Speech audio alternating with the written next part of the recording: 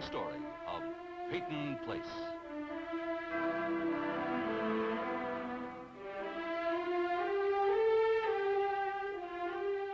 Starring Dorothy Malone as Constance Mackenzie, Warner Anderson as Matthew Swain, Ed Nelson as Michael Rossi, and Mia Farrow as Allison Mackenzie.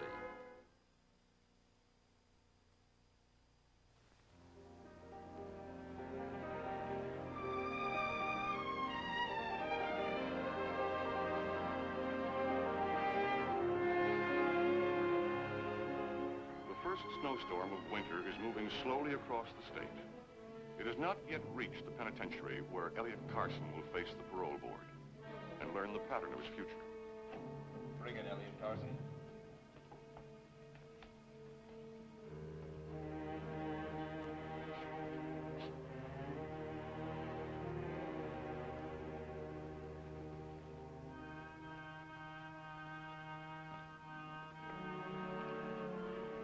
Hello, Dad.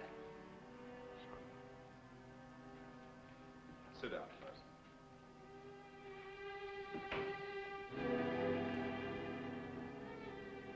We've been looking over your record.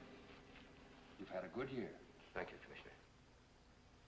Carson, in the past, when you've appeared before this board, you've talked about a determination to go back to Peyton Place to prove you didn't kill your wife. Yes, sir. Do you still feel the same way? Well, I've had a great deal of indoctrination about paroles, Commissioner. Everything I've read, everything I've been told suggests that that was a very unhealthy state of mind. I've been told that a man who leaves prison should try to bury his past, not relive it. Well, that doesn't quite answer the question. Sir? How do you feel about it? Be honest with us. I'd like to bury my past. Can you? Can you go back to Peyton Place to the people who sent you here without bearing grudges, grievances? Well? Commissioner, I'd be a fool if I thought I could convince you that a man could spend 18 years in prison without having feelings. What are your feelings, Carson? I think we all understand each other on this point, Commissioner. I really do. What about his rehabilitation program, education? He was excused from schooling. When I came here, I had my master's degree in English literature. Oh, yes, you worked in the prison library last 2 years. Reorganized it. That was a job that needed doing. I needed a job that needed doing. Carson, I noticed you didn't participate in the religious program. I'm not a religious man, Commissioner. I was. Maybe I will be again. Mr. Swain, I gather you lived a long time in Peyton Place. If Carson should be granted parole and he goes back there, how do you think the town will react? Well, that's rather a large-sized question. Peyton Place is a small town, isn't it? Yes, it's a small town. And I assume a rather tightly knit community? Surely there'd be some reaction to Carson's return. Well, I like to think that my fellow citizens will accept the fact that Elliot has paid his debt to society. You'd like to think so.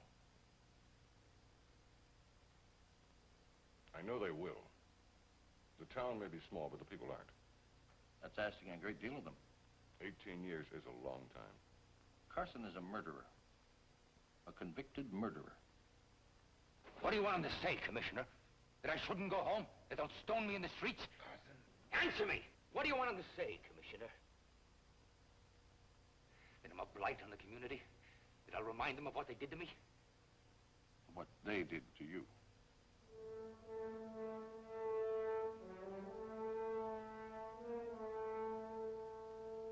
Sit down, Carson. Sit down.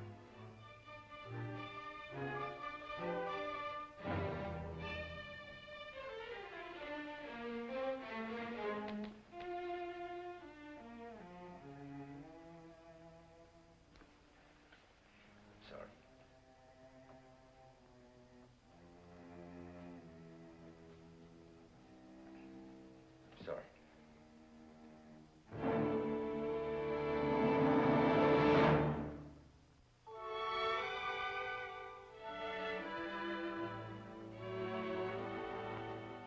Isn't that sweet? I know I'll end up keeping it. This happens every year when the new calendars come out. Charge it to my account, Allison. I won't bother to wait.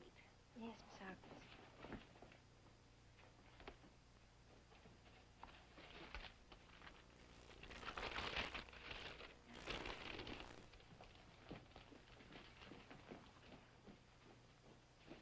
What is wrong with people?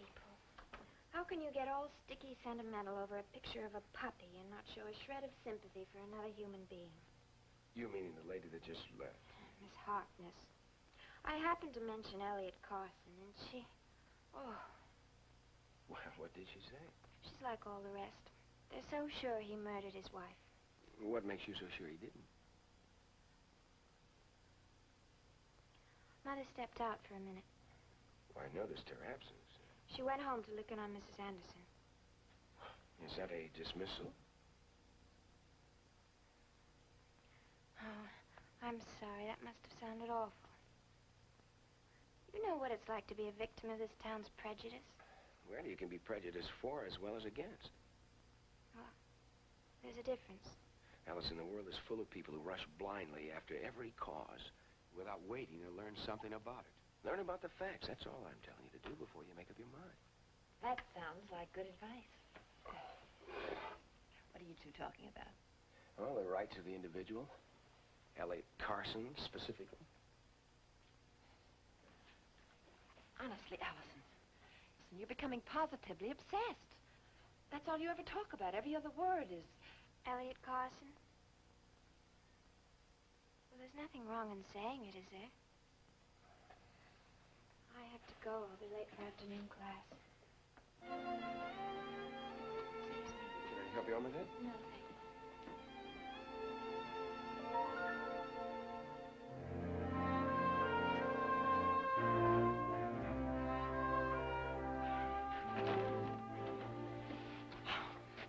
Betty, come on, honey. You must be chilled. Let me get you something warm. No, don't bother. Just a cup of coffee. No. Well, come in.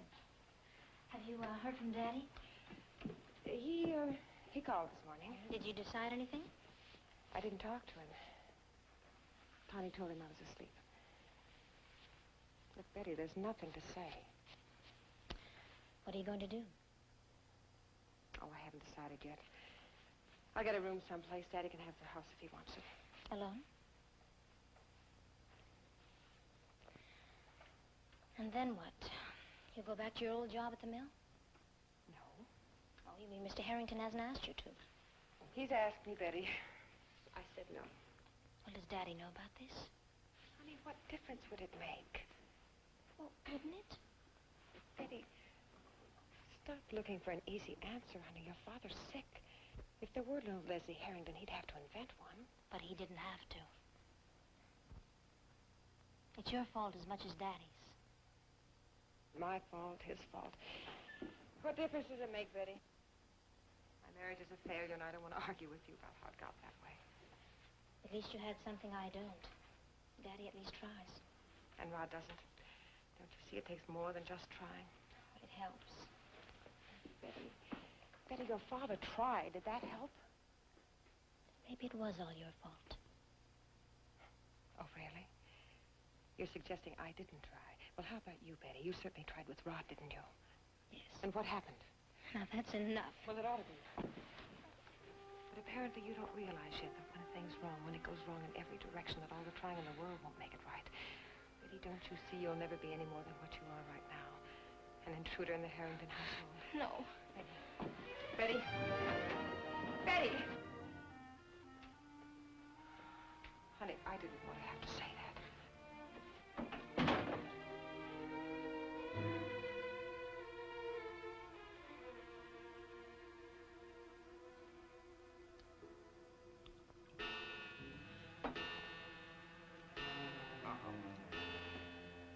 Every hour on the hour, George Anderson calls.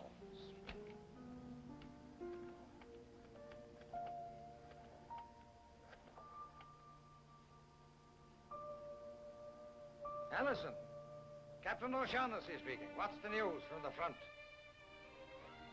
Oh, well, I I've got news for you, Lieutenant Mackenzie. If my wife doesn't call me soon, I'll be sending the troops in. Hello, Daddy. Oh, my little princess. Welcome to my castle. Coffee? Caviar, lark's tongues under glass. I'll tidy up for you. Did you, talk to your mother? I've seen her. Oh? Over at the Mackenzies? Yes. Three little angels wrapped up in cotton batting. Keep an eye on that Allison. A man can drown in that kind of honey. Oh! What did you talk about? Don't shout at me, Daddy. You frighten me. I'm in a jam and you're scared. Oh, boy. I never thought she'd do it. I mean, we've had our days, D days, J days, but I never thought she'd walk out on me. Please stop that. Daddy, why don't you take Dr. Rossi's advice? Why? Because I got a bad temper when I drink? Yeah, I've always had that. No head shrinker can fix that, baby. Do you have to do that?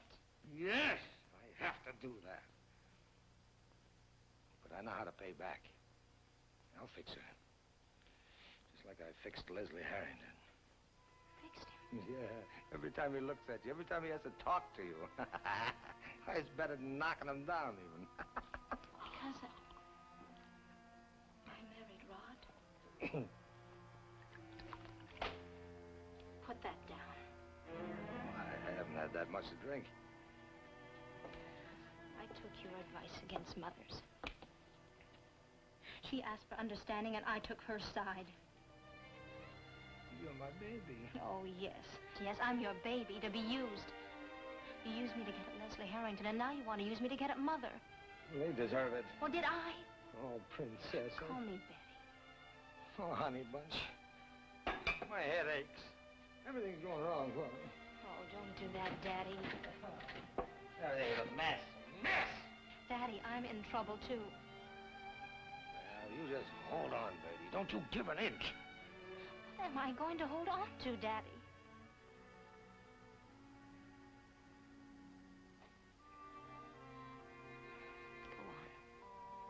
Go on, have yourself a drink. Thanks, I will. Will that solve all the problems? Will that sell any policies? Will that help either of us? You have been talking, haven't you? Yes. Both of you. I can just hear the both of you now. What are we gonna do about old George? Well, what did she send you over to do? I came because I needed you.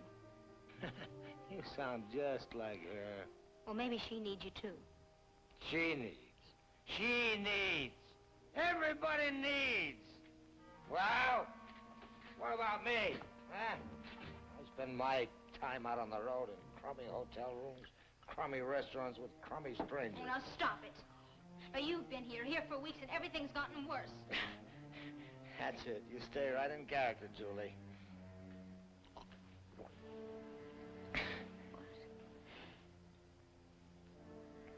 I said, don't tell me what I should do.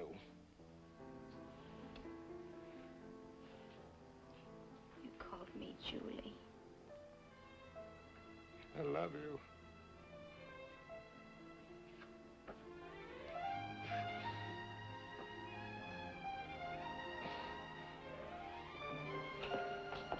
Princess, come back. Come back here! Come back!